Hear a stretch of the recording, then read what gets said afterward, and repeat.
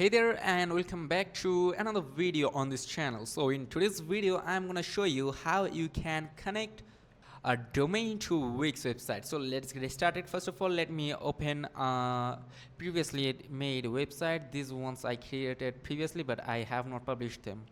Okay, so after clicking onto websites, also you can create a new site. Don't worry about that. You can see this option that is saying that connected domain.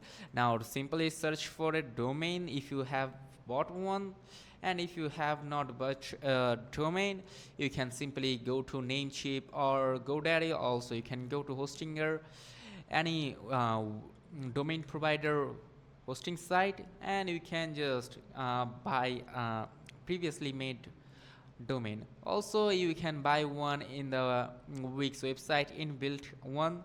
You can just tap on to get it and simply you can buy it very easily. Just tap on to continue and then follow the prompts, then install it very easily.